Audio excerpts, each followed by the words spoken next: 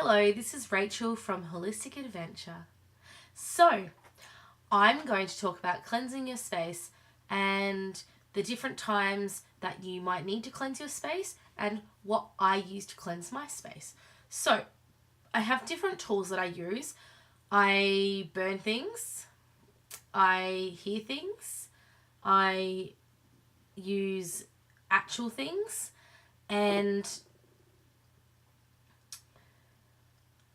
I spray things. I had to think about that. I spray things. So, when I'm cleansing my space, I always make an intent in my head or I say it out loud. It depends on what I'm doing. So, if I'm wanting to meditate, I will just probably get straight into meditation. Sometimes I will spray something in the air, and this one has lavender and rosemary and clary sage in it. So you choose what you put in there, whatever's good for you. Really great. So there's essences I've put in there. Some really great essences that can go in. Lavender's a really great one.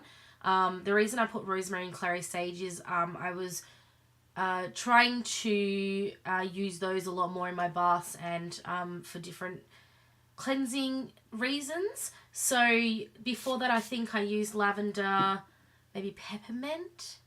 So it just depends on, what I want at the time. Eucalyptus, tea tree oil, whatever floats your boat, basically. So I use that when I'm probably going to meditate. I also do use that when I'm at the computer. So in my space, I have my desk and my computer, and I'll just spray this and I'll go just, maybe before I do something or sometimes I do free readings online. So I might be, flipping through the cards and I'll do another reading for someone, and so I'll go, okay, I need to cleanse my space. It really does depend on what's going on at the time, but that is definitely something that I do. I might do a tarot reading and I'll always cleanse my space between each card, and I do that with the spray. So that's just in a spray bottle, and I've just put essences and some water in there. So next I have some nature in the room.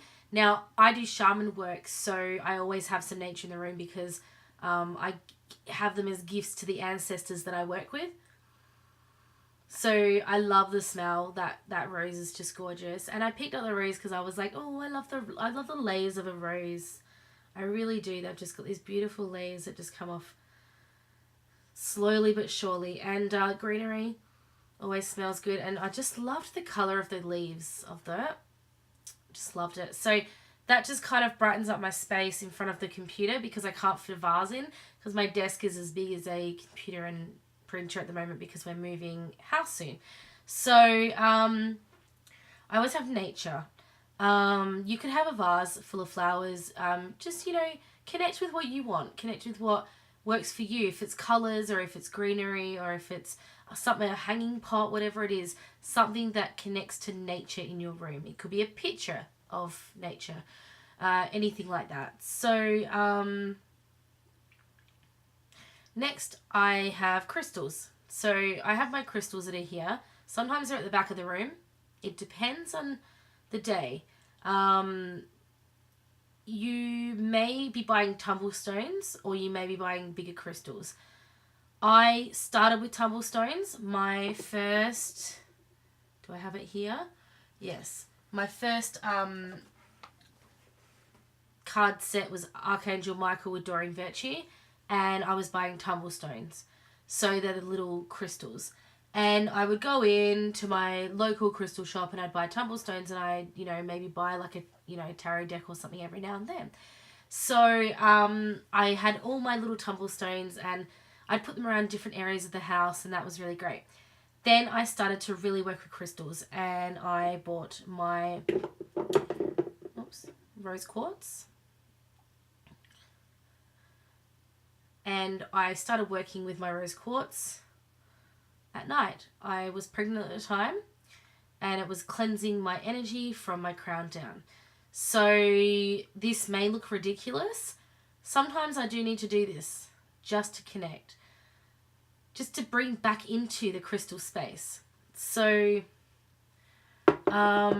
that's the rose quartz. And then I have my celestite.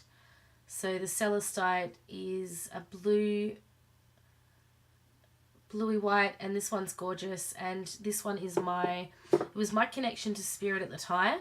I had been quite disconnected for quite a long time, and I bought these John Holland Psychic Tarot cards and the Celestite, and I found myself really deeply connected into the readings that I was doing.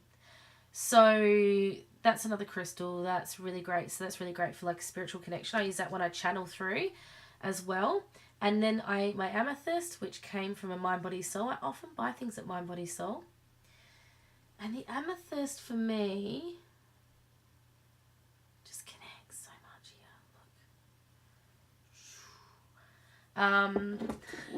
Look. I have my Shaman crystal, which was my most expensive crystal. Didn't know it was called a Shaman crystal at the time. Lodolite. So it's got like a little garden inside of it. It's gorgeous. Didn't know what it was at the time, just knew I had to buy it. Didn't really have the money, just knew I had to buy it. This one cleanses all of my shaman workspace. I never have to cleanse this stone. It's just a self-cleanser, like the selenite, which is just great.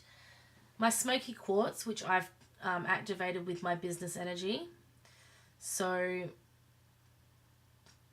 kind of just stays. I've got like a post-it note underneath it with how much I want to earn, and that just kind of stays on that, and you can feel, you know, I've programmed into it the business name and the business energy and what I want out of it. So and then I've got the pyrite, which is cleansing mental energy, and that's just sitting by the computer too. So crystals are really great for cleansing your space. You can use them on your body. Tumble stones, you know, are great for chakras. Those stones are great for chakras as well. I probably use them. I use them in my crystal and card grid when I do a weekly energy message. So next we have the singing bowl. So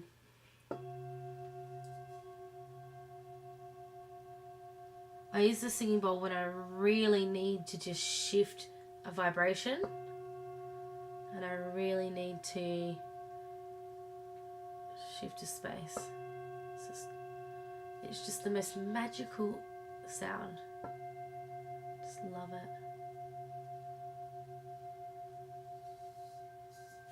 So I use my singing bowls for that as well.